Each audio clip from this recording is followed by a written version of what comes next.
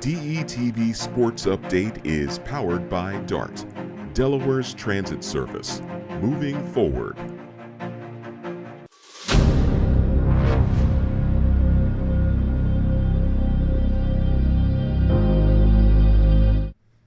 What's up, everyone, and welcome into our DETV studios here on a Monday evening. Nick Alessandrini, as always, joined by our crew for another DETV Sports Update. Jason McCall back from, I'm sure, somewhere over the weekend. Matthew Maurer here as well, and Dennis, of course, in the back. Guys, it is a sad Monday for me and Matt, especially. Jason, Ravens pulled out one in London. We'll touch on the NFL a little bit here. To start, the NBA preseason is now in full swing. We got to see Victor Wembanyama's debut over the weekend. We got to see Dame Lillard for the first time in a Milwaukee Bucks uniform. We'll touch on that. Also, a new addition for the Boston Celtics, which we'll get to a little bit later as well. The Phillies are in action in the NLCS tonight, second consecutive year. Red October is in full swing, 8:07 first pitch here at home against the Diamondbacks. And then we'll preview, which I think will actually be a good Monday Night Football game between the Chargers and the Cowboys. So some good stuff to get started. But Jason, as always, how we feeling? And me and Matt, I'm sure, turned on the game on Sunday, and we were like, well, we haven't heard from him here over the weekend. He's got to be somewhere. Is he in London? So we were looking for you out there at Tottenham Stadium. But how's your weekend? I was not. Shocker, that's surprising. I was not across the pond, fellas. I woke up like regular folks and watched the game on TV at 9:30. It was an early kickoff. Stayed home this weekend. Didn't do anything. No, you didn't. Shut up. In the crib. Wow. In the crib. You're gearing up for the week, aren't you? Gearing up for this week. That's you know? right. Okay, Yeah, it makes sense. It had to be something. Gearing up for this week. But no, I was better than the last time the Ravens were in London, if you guys remember that atrocity that happened last time in London. But no, just a good weekend, chill weekend, recharge. That's that. Nothing. I have nothing spectacular to report. How about that? And how about, Jason, I think gets one recharge weekend a year. So he's good. He's cashing it in now. Yeah. So he's got that recharge. He'll be good to go for the rest of 2023 and into 2024, right. I'm sure. Now, Matt, how we feel? It was, like I said, a tough day for us. We'll talk about that in a little while. Yeah. But overall, how was your weekend? My weekend was garbage, man. I pretty much had a sinus infection I dealt with. Just the change of the weather, seasonal allergies and stuff. And, yeah, man, just drinking hot tea and blowing my nose. That was it. Did you catch any Wembanyama's debut? I did. I caught it all, man. It was solid. I'm impressed. I mean, he did a lot better. I'm going to be very interested to see how the Spurs manage his minutes. But, I was impressed with him. I was also impressed with Chet. Chet looked good out there. Yeah, he did look good. So we'll talk about that here to finish off the show. But we're going to begin with the two teams that Matt and I seem to follow the most here on the show, and that is the Eagles and the 49ers. We have to start, guys, with the hometown Philadelphia Eagles, a 20-14 loss to the New York Jets at MetLife. Hurts, though, guys. 3 interceptions. I can tell Matt's already smiling. He's been smirking. He's been looking at the rundown, just waiting to dive in here. But Hurts, guys, 3 interceptions. Didn't look good yesterday. 2 picks in the fourth quarter, but the worst part was that secondary for the Jets depleted. No DJ Reed, no Sauce Gardner. Eccles, the third-string cornerback, was out as well. It was a practice squad up in that secondary. Eagles couldn't take advantage of it. And the Jets now, guys, are kind of climbing back into contention. Maybe Aaron Rodgers on the sideline throwing a ball way ahead, they say, of his recovery with the Achilles. Maybe he's saying he'll come back this year. But the Jets have played Josh Allen, Mahomes, Hurts, and Dak already this season and played them all pretty well. Dak actually had the best game against them so far this year in that good Jet defense. But, guys, we have to talk about the Eagles aspect of it. Jason smirking, Matt smirking. I don't know where to start, but you know what, Matt? You've been waiting for this one. We'll start here with your thoughts on the Eagles game yesterday. And are you a little worried about Jalen Hurts and the Birds? I've been worried about Jalen Hurts. I've been worried about Jalen Hurts since he got paid. This was a hot take last year. I think people are starting to see it's not much of a hot take when I said that Lamar Jackson is better than Jalen Hurts. It's not even close to me. Not even close. Yeah, I'm going to explain why. Yeah, absolutely. Because the problem with Jalen Hurts is you see Lamar, you see what he's done, you look at Jalen, you see what he has. One of these two are not like the other. And the problem I'm seeing with Jalen Hurts is you got weapons. You got the best O-line money can buy. You got the best O-line possibly in the NFL. we could make a case that the O-line is one of the best O-lines of the last 15 years in the league. We can make a case that he has, let's just see. He's got Swift. He's got Gainwell. He's got Goddard. He's got Smith. He's got Brown. I mean, great defense, especially in the front. So what is exactly the problem here? And I got to be honest, the Philly fans wanted to give Dak Prescott a lot of problems. I don't know. Jalen Hurts starting to look a lot like Dak Prescott in some cases. My goodness. With that ball protection. Ugh, you don't want to hear that. And I don't know if I necessarily would go that far, but again, I see where you're coming from, Savage. Jason. Your thoughts? I'm sure that was a game we all had a chance to check out there. And things look good in the first half. Jets defense shutting the Eagles out in half number 2. And again, 2 fourth-quarter picks for Hurts. Jets, Jets. Get it out. It's all right. It's all right, man. Y'all gotta be. You can't win them all. You can't win them all. It's you know what? Honestly, it's not the fact that you can't win them all. We understand that. Yeah. But it was the Jets. They were 12-0 versus them all time. That's true. Gimme game, yeah. That was a trap game for you guys, clearly. Looking ahead And you lost. And you got beat by a guy that was sitting in section 515, row 24, seat 3 at corner. You know, it wasn't even your regulars out there. And Jalen Hurts did look Dak-esque, if you will, throwing the ball to the other team. But I think what honestly happened in the game was that the Eagles got away from the running game. I agree. I don't understand why that was, but also at the same time, I've been talking to a lot of Eagles fans this year who are more astute in their football knowledge than other fans, I would say. And the consistent theme from phone calls, from texts, even from up here on the panel, if you will,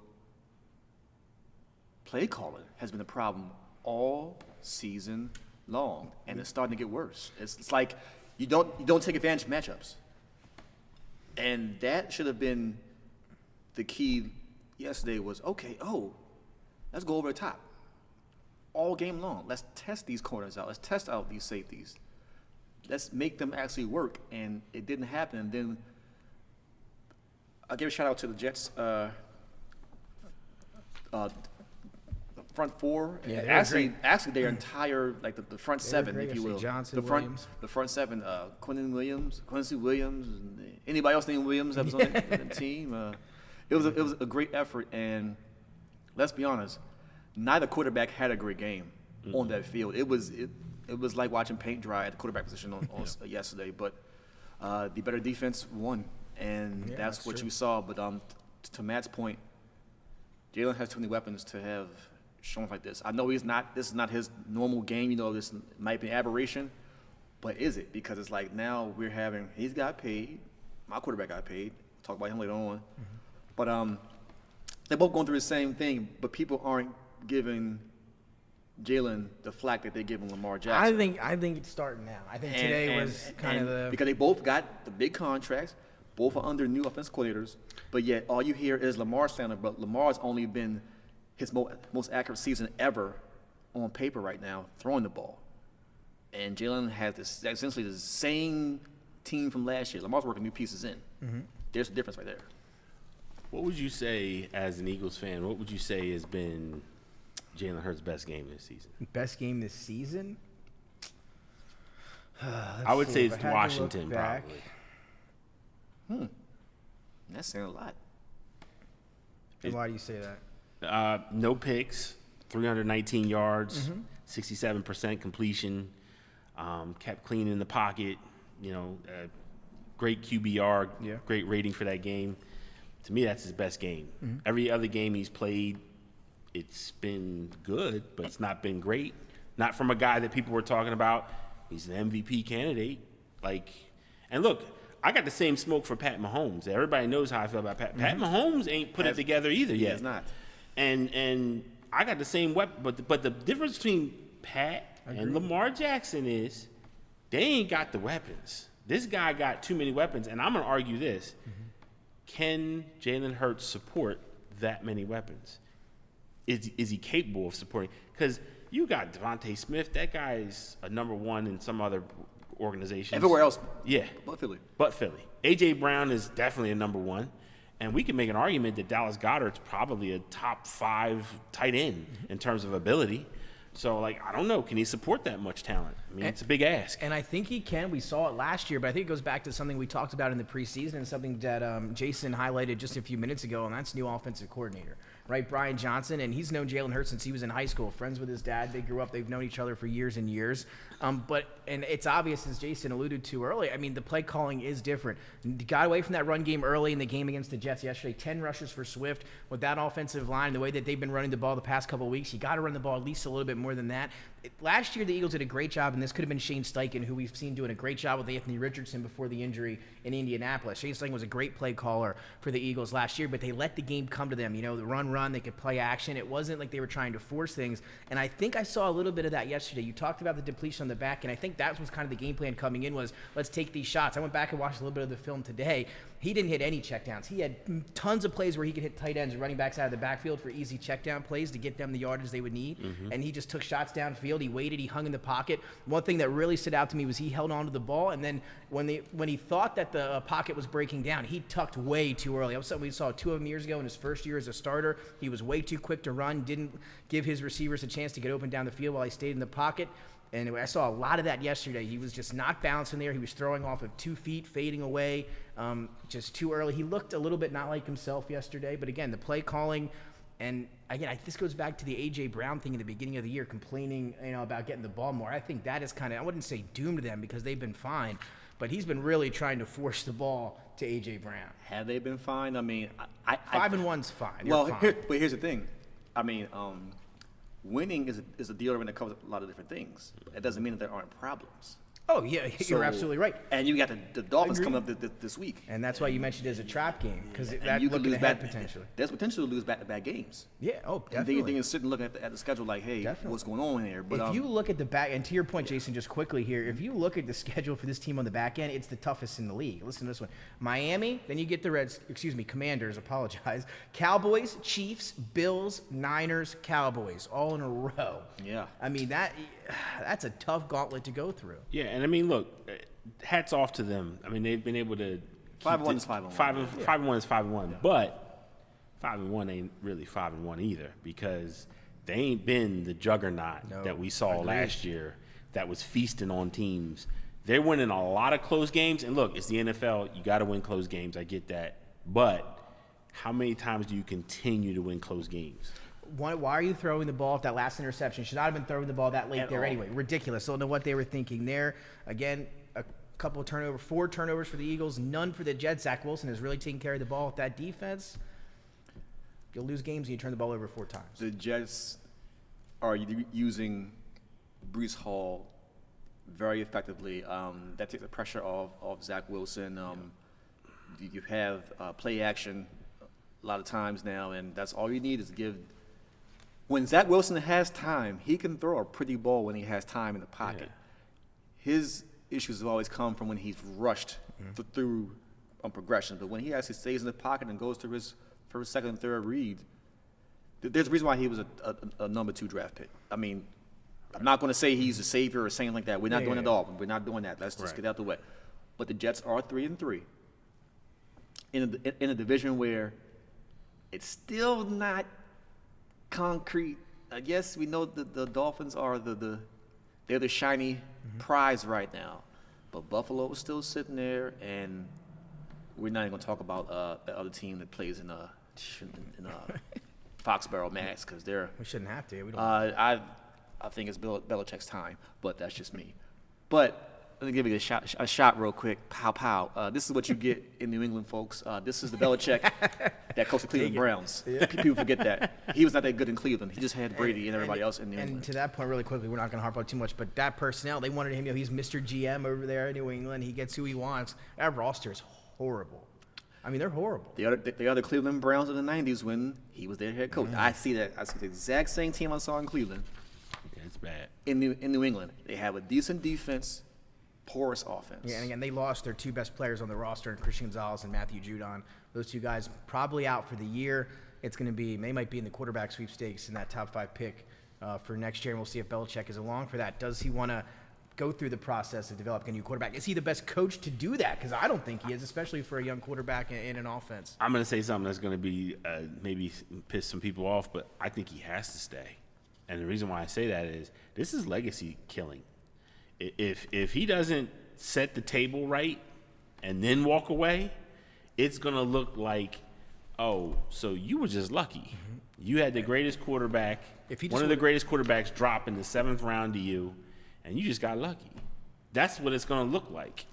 It could be. See Greg Popovich with Duncan. I agree. Duncan too. And Mr. and David Robinson and Ginobili and Tony Parker. And now they try to save his career again with Wemby. And again, we're going. I don't know how we wound up on the Patriots and the Spurs, but we did there. And again, the Jets going forward, they'll have a real shot, I think, to make the playoffs. I said that 2 weeks ago on that show. Yeah. So big win for them. They needed that one. And Eagles, again, new offensive coordinator. I think Shane Steichen, that's a big part of it. They'll get back together, but certainly things have not looked as good as last year through the first 6 weeks for the Eagles. Now we're going to head to Cleveland to talk about the Cleveland Browns and the San Francisco 49ers. The Browns getting a 19-17 win behind that top-ranked defense.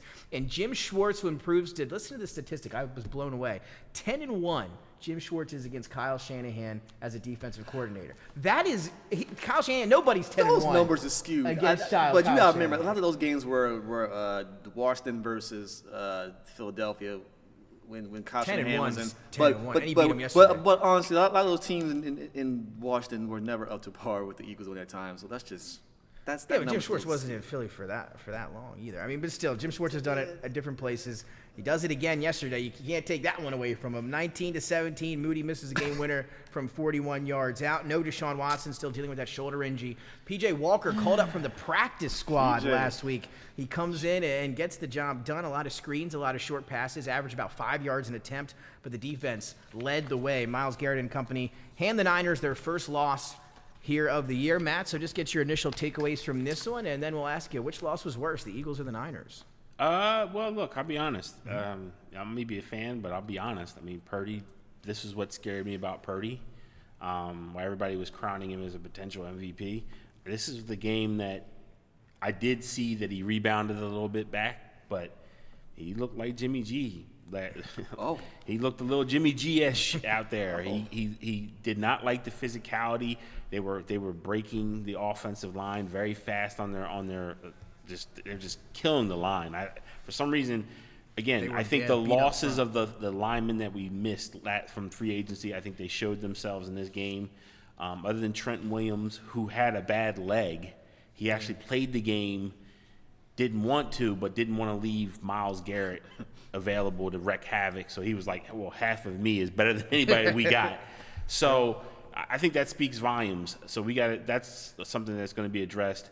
I did like the fact that Purdy came back and rebounded. There were some really bad calls in this game, and I'm not going to just blame it on the refs. Look, the Cleveland's defense was lights out. They did everything possible to win the game, and P.J. Walker played pretty much mistake-free football. Yeah. So I really can't take anything away. But there were some really rough, I call ticky-tack infractions, pass interference that set them up. That was huge.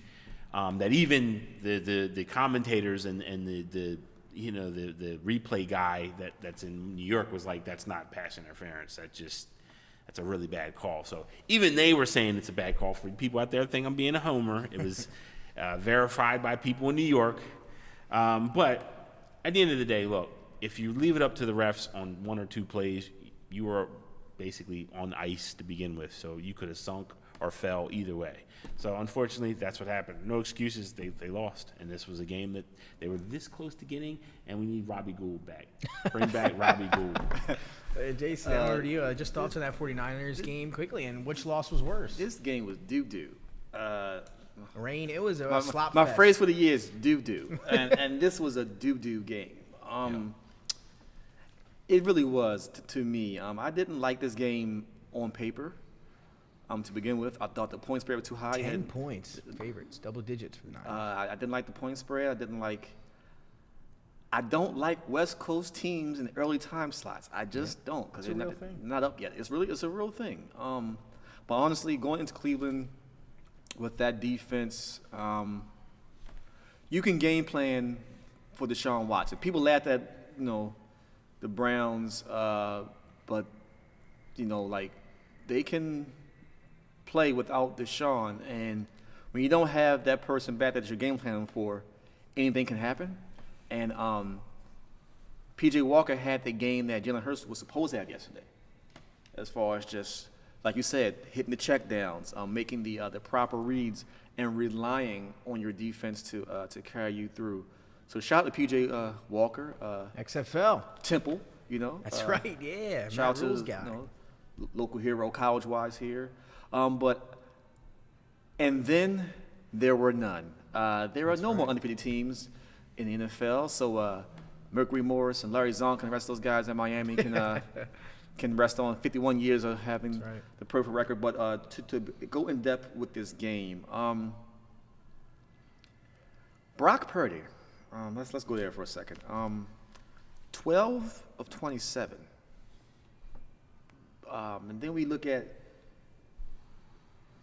Jalen Hurts, 28 of 45. And again, we have a stat for you when Jalen Hurts, I think it's on over 40 attempts. Most quarterbacks, when they go 40, they're forcing it. I don't care who it is. It can be Brady, it can be Mahomes. I don't care who it is. Once quarterback gets past 35 attempts, you're asking for a loss, because that means that your offense isn't balanced enough to weather the storm. You have to have ball control on the field. Time of possession is key, and that didn't happen in either game yesterday. And I think this is more indicative of the losses the Niners had during the game. I think having the 50% Trent Williams, if you will, losing McCaffrey and losing Debo during the game, I think changed the tenor and the complexion. And it was already close, so never recovered. And the Browns were at home, so you had the home cooking on their side and ended up with the loss. But I would say this: you asked a question about which loss was worse. Yeah. I am going to go with the Eagles' loss being worse, mainly because there was nobody in the secondary that you had to get up for, and you still lost. Your top 3 or 4 pass catchers are easily better than anybody on that Jets secondary, hands down. And the mismatches were not taken advantage of. I know Lane going down during the game, people are going to say that was an issue. And then Slay, no Carter. No Slay. But we haven't seen them anyway. I mean, we haven't seen Slay in a while. Bradbury's been struggling a little bit. Well, I mean, it's Bradbury. I mean, it's the reason why he was cut from the Giants. I mean, let's just sign him to a nice contract in the offseason. Let my boy Chauncey Gardner-Johnson walk. We're acting like Bradbury was prime as somebody prior to coming to the Eagles, and he wasn't. So this is the Bradbury that you actually get. He has flashes of brilliance, flash in the pan, if you will, and then you get 6 games of he's great, and you get the rest of the year of this is what we thought he was, and that's what I see. But again, to drive a point home. Yes, no one's going to go undefeated, but you don't lose to that Jets team. You don't. Zach Wilson? Really? No, Zach Wilson. Seriously. And again, just to answer the question, I'm gonna say it was a worse loss for the Eagles. That gets really close. I'm not worried about the Niners or the Eagles going forward. You have Sundays like this. Weather out in Cleveland was not good for the Niners. They lost Debo. They lost Trent Williams. They lose Christian McCaffrey. Going up against the best defense and a defense coordinator like Jim Schwartz. Again, is it a game they should have won? Yeah, absolutely. But I think that Cleveland defense, was, it's right now the best defense in the NFL. Every week, they've been fantastic. And the Eagles, again, Jets defense is very good, but they're missing the whole back end. And again, that's the thing that worries me going forward. If we had to pick one thing, and we've been talking about this for months now, is that secondary for the Eagles. Reed Blankenship gets injured, and he leaves the game again yesterday. They've got Terrell Edmonds is out there starting, man. And again, Terrell Edmonds, former first-round pick, he's not great. He's just not great, and they're going to be struggling with this schedule, man. They're going to have to figure out to stay in games. They're going to have to throw the ball, and that defense is just going to be tough for them. It's just not what it was last year. So we'll see how it does going forward. Again, looking here just at some of the stuff from Hurts, 45 pass attempts. That's the second most of his career. The Eagles are 0-4 when he throws the ball 40 or more times. They got to run the ball, can't throw it that many. They ran it 22 times total yesterday, only 14 to running back. So I think that will change. I think it has to change, and it was a tough loss for both teams. Not worried about either one. I think they'll be good. But if I had to pick one from yesterday, I think the Eagles had just a little bit of a worse loss. So let's keep it going. Now we're going to run to the no huddle and get through these games now without a full discussion, but quick back and forth. And Jason, we're going to start with your Ravens out in London over the Titans. The Titans made the mistake of heading out on a Thursday or Friday. The Ravens got there early, spent the week there, and they looked a little more comfortable across the pond, Jay. Yeah, this was a lot better than the previous trip to London. Remember the score was like yesterday. It was 44-7 was the last time the Ravens played in London. That was the final score. The Ravens had 7. So they learned from their mistakes. But I do see an Achilles heel with this Ravens team this year. It's been the Achilles heel for the last 3 years, and it's rearing its ugly head again. The defense does not play smart. Penalty after penalty after penalty after penalty. Yes, the Ravens won the game, but you cannot continue to give up pass interference in the red zone. Kyle Hamilton was ejected for help the helmet hit where he could have eased up, but still it was kind of a bonehead play at that time. And clock management, again, is still the issue for the Ravens right now. Won the game, of course. It was a great game as far as the win, but the offense did not get into the end zone. Justin Tucker hit 6 field goals yesterday. I know. Yeah. I played against him in fantasy. Put up a 20. Got me good yesterday. So my thing is, from a 20 to 20, the Ravens are solid. But we're going to have to decide how many touches is Gus Williams going to get. I mean, Gus Evans rather is going to get during the games now, because he doesn't get to get in rhythm. He gets like 5 carries here. He's out for 2 series. Another 3 carries here. Out for another couple of series. I think they're going to have to decide if you're going to start Justice Hill, give him the carries, or Gus, give him the carries. But Lamar, he's starting to run again. So, yeah, he did. Yes, he did. But now he's running to throw. And that's the difference that you see in Lamar this year. He's running to throw, and I told people, I said on this very same desk and said that Lamar can throw. You will see that he can throw. This offense will show that he can throw and get around. He's doing that. But I would say the difference between it, go back to the difference between the Lamar Jackson you see right now and Jalen Hurts that you see in the new offenses.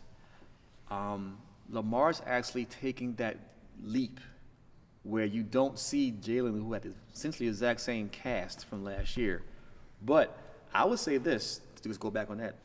I think the Eagles miss Miles Sanders a lot more than they lead on to believe. I don't. I'll stop you right there. He Miles Sanders is horrible for the Panthers. He was good because I had that Eagles offensive line.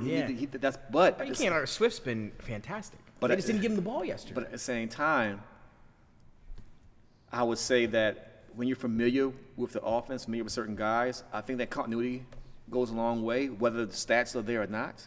But to go back to the Ravens game, it was just a game in London that they had to get. You couldn't lose that game in London.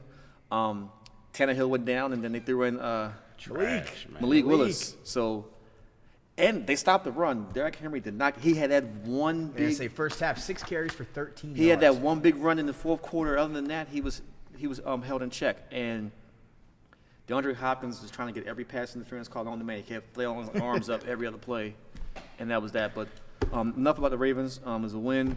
4-2, still number 1 in division the AFC winners. East. You still got them winning the division? I mean, yes. I don't see why not. I mean, the only team you could probably worry about at this point now, it's not even Cleveland, since it's getting hot. And that's the thing that people take us about right here. Matt, what do you think about the Bengals? Fend off the Seahawks 17-13. Geno takes them down the field on that final drive. They get stopped at the 9-yard line, a turnover on downs there. Jamar Chase starting to get going a little bit. Just signed that new deal with 7-Eleven. He's always open, and a big win for the Bengals. AFC North, a 3-0 clean sweep for them yesterday after we badmouthed them a little bit on 2 weeks ago show. Thoughts on the Bengals and the Seahawks? Yeah, I mean, the Bengals, this is what they do. They kind of look like, bad news bears for a couple weeks, and then they seem to get it together. Jamar Chase signing, I think, also signs that T. Higgins isn't going to be there.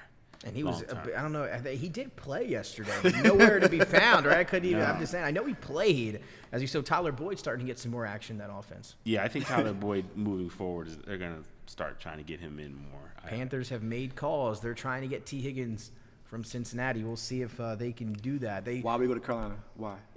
They just want to trade for him. I don't think it's up to him, but they'll give him the money. He wants the money. Cincinnati's not going to give him the money. So we'll figure out what happens. Carolina, they got some other stuff they got to think about here going forward. The Commanders, Sam Howell, 150 yards, but does throw 3 touchdowns. Desmond Ridder, 3 picks as the Commanders get a 24-16 win. Dennis, I'm not sure if we had that video that we have from earlier. Do you have the video of Arthur Smith? This is a nice reaction after the 3rd interception from Desmond Ridder. And again, that's just kind of sums up to me Desmond Ridder, guys. And 2 weeks ago, I came on the show, and I didn't understand how he still had a job after that game in London. And then he comes out last week and looked decent. He looked okay to the point where I couldn't be upset about it. And then, of course, Desmond Ridder, his old self, turns up again yesterday. 3 interceptions, looked absolutely terrible. Taylor Heineke, I think we all made a prediction. I said week 7 on the show. I don't think I'm going to be right now. I was hoping it would be by now. But, you know, they got to ring that bell. Taylor Heineke's going to have to get in that offense if they want a chance to make the playoffs and win that terrible division. And I think if they put Heineke in, I think they got a shot. If they ride it out with Ridder, I think they have no shot. Agree or disagree? I don't think they have a shot either way. I think they got a shot, No, man. this Falcons team is Who scares you in the AFC South? in the NFC I mean, South. NFC South. Everyone, that they're all scary, scary looking. Yeah. Honestly, I think the team with the best track in the NFC South is probably still New Orleans? Tampa Bay. There you hear it, Dennis. The Bucks. No, I mean, we look at everyone. Defense is playing well. Tough one for them yesterday. Tough But one- Detroit. Tough one them, Detroit. but yeah. Enough about this Falcons game. It was garbage. We'll move on. We're in the no huddle. Oh, we had a Kyle Pitts sighting yesterday. 2 weeks in a row for Kyle Pitts sighting. Yeah. Arthur Smith, Wow. man. I'll tell you, my man Arthur Smith.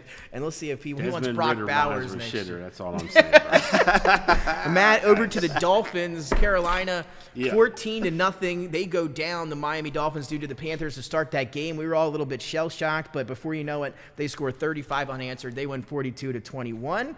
Thoughts on Miami? They got the Eagles next week. Miami's scary. They're like a track team. They can get hot, and when they get hot, they're explosive, and it's hard to cool them down. Until somebody proves me wrong, Miami's the best team in the NFL. I can't argue with that. I love what Mike McDaniel's doing. Again, That's just, I have him for I said it Coach of before, the though. Year. I said it before. I have him to win Coach of the Year on a just don't ticket like this year, Tua so I'm somehow. hoping. And again, if he could stay healthy, Tua sky's the Purdy. limit here for Miami. Oh, Oh, yeah, Tua. All right, Tim. Yeah, I take Tua. yeah, I'm taking All right, Tua. now to your Bears. Chicago yesterday, Jason. Justin Fields leaves the game, dislocated his throwing finger in his right hand. They fall to 1-5, 19-13 loss to Minnesota. Tyson Bagent came in and finished the game for the Bears, but another loss for Chicago. I didn't know who that young man was. It was back up yesterday. Shepherd University. How about that? A Shepherd Shout out to West grad Virginia. getting in there. Yeah, getting there for Tyson Bagent. but that, ooh, what do you think? Things aren't looking good for Chicago. Things are looking good for the NFC North outside of Detroit. I mean, that's Yeah, you're right about Detroit is pulling away through this division, and it's Some poop. and We'll see what this happens, division is trash. And Captain Mid is still Captain Mid. Captain Mid, Nice. Way to baby. go, Jefferson. Yeah. 19-13. Come on, man. You put a You game- like that? No. There it is. That's our weekly is. graphic, man. Captain And Mid, again, baby. reports coming out, he will stay put. He's not going to waive his no trade clause. I bet wouldn't he, either, I right? bet he would, yeah. He wants to remain in All that Minnesota. I cash bet is he standing. does, So man. he does. All right, now we'll talk about the Jaguars. They win their 9th straight at home. They get the Gardner Minshew Colts 37-20. Trevor Lawrence left the game with a knee injury. He's considered day-to-day, so something to keep an eye on there. But the Jaguars, you know, in this game, this is what you expect them to do. They get that big win in London a few weeks ago and come back and now get this one at home over the Colts, which is a game they should win with no Anthony Richardson. Again, The big news is he's Jaguars? thinking about season-ending, right? Season-ending surgery. Yeah. Who? Anthony Richardson. oh, yeah. Yeah. AC in that Yeah. throw and show. I don't think we'll see him again. I really don't. Yeah, I don't think so either. I think they're going to be cautious. Smart with money him. would be just sit him. Yeah. So I think he'll be out the rest of the year. And again, he has got a big injury history. So I just hope going forward that he's going to be okay. You take a running quarterback with a top 3 pick that has injury issues. So we'll see what But happens. honestly, I think that's why. RG3. Oh what a God. rookie, what a rookie year that was. 2.0. Though. Yeah, I'll tell you, that rookie year was something. Rookie else. year was solid, but that was Mike Shanahan's fault. But we're gonna leave it alone. Cornball brother. Where are we going right now? Where are we going? We're just going. I'll tell you where we're going. Every time, look, shout out to my man Rob Parker. Every time I hear RG3, it's always that quote that comes to my mind, man. But shout out to RG3. Man, RG3. He's still my guy, dog. He's saying he's getting calls. He might make a return. We'll see. Getting calls do what, coach? He getting calls. He can coach. He said he's getting calls, man. He said he wants to go back up somebody. I don't know. Getting calls for Let's move on. We're in the cornrows? no What are you huddle, getting and calls for? we spent 3 timeouts during this no huddle. Let's head out to Houston. C.J. Stroud, my boy C.J. Stroud. We preached it here on the show. Should be the number 1 quarterback taken in that draft. He's making us look really good. He had his first pick. This record of 193, I think, straight attempts without an interception comes to an end, but he does hold that record, and they get the win, 20-13 over the Saints. Derek Carr and the Saints have not been looking good the last couple weeks. Derek Carr does have that injury. They had the easiest schedule in the league coming in. They gotta start Jameis. We got another clip. Dennis, bring up the clip. Start Taysom Hill, man. This is from yesterday. Is Kamara and Jameis Winston having a discussion on the sideline? Jameis fired up a little bit there. And when does Jameis get the call? When's Derek Carr go to You the know bench? what that was, right? You know what Jameis was telling him? Jameis said, how many of y'all want to eat a W? That's what it was. He said, I'm trying to eat a W. And that's why Alvin Kamara was like, bruh, really Hey, right man, now? I think for me, this one, though, Jason, C.J. Stroud continuing to look. No, very C.J. Stroud Stroud is looking like money. He's looking like a solid pickup there for the best Ohio Texas, State man, quarterback of all D'Amico time. Ryan's running.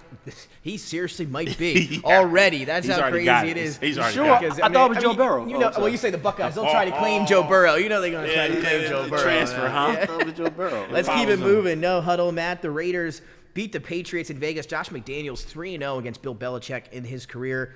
Bill needs 17 more wins to tie Don Shula for the wins record. Will it be in New England, Matt? Do they have a shot? Because they are absolutely horrible. I don't think they got a this shot. year. I don't know, man. It's bad. Like, is he going to be out before the record? 17 wins? Can he get that with the Patriots no matter how long it takes him? They might not get 17 wins in the next 2 years. Yeah. They might like- not. Roster's terrible. No. Mac Jones. Mac Jones. Who? Mac Jones. Not looking good. It's been, I think, almost 3 weeks in a row where he Bring in hasn't Bailey finished the Zappi, game. man. It's time to get the Zap train They running. signed Malik Cunningham off the street. Yeah. He threw a pass yet, or he came in They yesterday signed him for off the least a street play. as a quarterback / wide receiver. Things are not good in New England. no, Somehow the no. Raiders win again. Jimmy Garoppolo Get rushed Trey to the Lance, hospital, man. but something going on there. I tell you, the Patriots could be What you gotta battling lose? for one of Nothing. those top picks in the draft. Big quarterback draft class. They could be taking one of those guys coming up here. Rams beat the Cardinals. I'll tell you that Rams offense, guys, we didn't expect the defense to be very good. We thought the offense would be, but both are better than we expected. Cooper Kupp is right back like he never left. Kyron Williams, a huge ground game for him, the running back from Notre Dame, who's getting his first start for the season this year with the Rams. He had a big day, and Rams offense, Jason, looking pretty good. The Rams better than we thought they were going to be. I think starting Kyron Williams changes the offense, if you will. It takes you have to bring safeties down in the box, and then that opens up passing lanes. I think this is a recipe for success the rest of the year for the Rams. And Cooper Kupp is Cooper Kupp. That's not. I'm not going to sit here and act like he's not a top 5 receiver when fully healthy in this league, because he is. He won a Triple Crown a couple years ago. He's been consistent throughout his career in the blue and gold of L.A. And this is what you get when you get Cooper Kupp on the field. Yeah, again, those 4. If I had to name, you go Justin Jefferson, in no particular order. Chase, Jefferson, Cooper Kupp. Kupp is probably, and then if you go like, I'm obviously missing. I had just another one in my Tyreek head. Hill. Tyreek Hill. Hill. So, yep, there you go. Those are the 4 I think that come to mind immediately off the top of my head. Lions improved to 5-1. They beat Baker and the Bucks in Tampa 20-6. Detroit really starting to get rolling now. Offense and defense are looking good. And then last night, a pretty bad game between the Bills and the Giants. Can we talk about this for a second, please? We can talk about it for a second. I'll say I don't miss many snaps of any game on Sundays. I have everything going where I can see every game and every snap. I didn't finish this game last night, and that is very rare. It was a bad one, 14-9. Giants looked rough, but somehow kept this thing a game. What do you think? The Giants got Saquon going, and that was the difference in this game. That's why I was so close. But shout out to Tyrod Taylor. Tyrod Taylor needs to start the rest of the season. There's a big difference in when Tyrod's on the field. Did have a bad moment, though, near the end of that first half, but that wasn't on him. I will not put that on Tyrod. He checked. I wasn't on Tyrod. Better than Daniel Jones. Better than Daniel Jones. Yeah, you're right about that. But I'll say year. this. I'm with you. And cheaper. He checked, but Yeah, yes, you could have a whole other NFL roster. With yes, that he money checked to the difference. run, Fact. but that was poor clock management prior to that Yeah. from Coach Dable. To be honest, I'm like, you're not. What are we doing here? And then it happened again in the fourth quarter, where they had a chance to win the game, and you throw a jump pass, if you will, fade in the back of the end zone to Waller. That was pass interference, by the way. His jersey was tugged. He couldn't release his second hand in the air. That should have been called. But I think this is indicative again on the Bills. That was not a good showing for them, and there are some glaring weaknesses. They lost a lot of bodies last couple weeks But on there- defense. there's That's some- what worries me about the defense Yeah. going forward. But again, even last night, that kind of even wasn't. It was the offense that looked bad last night. So again, Bills do have some stuff they got to clean up. Dolphins, again, even though they lost to the Bills a few weeks ago, seems like Miami's got maybe a little bit more together after those injuries at Buffalo. We'll see how that division plays out. But now we got to talk about big Monday Night Football game tonight, guys. Usually we don't have that many good ones. Sometimes some different matchups. But on paper, this one's looking like it could be a good one. Kellen Moore returning to face the Dallas Cowboys. This game, though, out in L.A. He was let go, relieved of his duties as offensive coordinator for Dallas, who had them as a top 6 scoring offense in every season while he was there. Mike McCarthy thought he could do a better job calling the plays this year for Dallas offensively. So he sent him on his way. Kellen Moore goes out to L.A. Now he's got the Chargers with the top 5 offense here this year, and he's looking for a revenge game against Mike McCarthy and the Dallas Cowboys, guys. Dallas 1.5-point favorites in this one on the road. They're a road favorite. It's going to be a home game for them, even though it's in L.A. We all know how that Charger fan base is. It's going to be a lot of Cowboy fans there. So what are you guys thinking? Eckler and Bosa, they return tonight. Justin Herbert's off the injury report. Who are we rolling with, Cowboys or Chargers? What Schwarzenegger say? Go Chargers, go! I'm going with the Chargers tonight. No, just honestly because they're at home, and like you said, Eckler and Bosa returning, and the Cowboys defense is going to play that well every week. They got smashed. Was that last week? Was the Niners, right, when they got beat down? Yeah, they got beat down. They can play that better They every need week. to respond. But at the same time, it's like I don't see them winning this game. It's not going to be a blowout by any means. So that's why the point spread is what it is. It's going to be a very close game, but I do see the Chargers eking out the win. There's no hate on Dallas. I just think at home, the Chargers in their own at SoFi will win that game. Although Dallas has a practice facility in Oxnard, California, that's why I go sell out Cowboys fans there. I mean, that's what it is. But I just think that I like Justin Herbert more than I like Dak Prescott. That's really the difference. I'm going to go with him, too. I like Kellen Moore. I like the way he runs this offense this year with the Chargers out in L.A. I'm going with the Chargers at home in this one to win outright. Again, the problem for me is that since they lost Trayvon Diggs, they are getting beat over the top. We'll see if Justin Herbert can put the ball in the air. But also, they can run the ball, too, now with Eckler back. So I do think it's going to be a great game, a close game. I think if the Chargers take care of the ball, Dallas can win when their defense scores points. It seems to happen in a crazy amount this year against bad teams. But I think if the Chargers take care of the ball, and it's hard to say because Brandon Staley's going to do something. He's going to do something that has you just questioning what the hell is going on. Is it going to be enough to have them lose the game? I hope not. I'm going with the Chargers. Yeah, I'm going with Chargers too. It comes down to Dak and Herbert, and I think Eckler's coming back is going to be massive for them. They've been doing a lot of patchwork. I mean, they lost Mike Williams, they lost Eckler, so they've been running Joshua Kelly, trying to get Palmer out there, and Everett, trying to get some flow. So I think bringing back Eckler, who's also a great dynamic catcher, I think that's going to help them a lot with offense. Yeah, I agree. I think the Chargers are actually used to playing without Mike Williams, so that doesn't really matter at this point. I hate to say it that way. He's a great talent, but he's never on the field. So I think they're used to playing without him, but they can't continue to play without Eckler. So him being back healthy tonight, big difference. And you still got number 13 out there, old man faithful, Keenan Allen. Unbelievable, Keenan So, Allen. And again, Josh Kelly averaging under 3 yards a carry since Austin Eckler has been out. Run game has been abysmal. Let's jump now to the over-unders. We finish out tonight's show ahead of Monday Night Football and the NLCS coming up for the Philadelphia Phillies. Guys, over-under. Matt, start with you here. Dak Prescott, 258.5 passing yards tonight.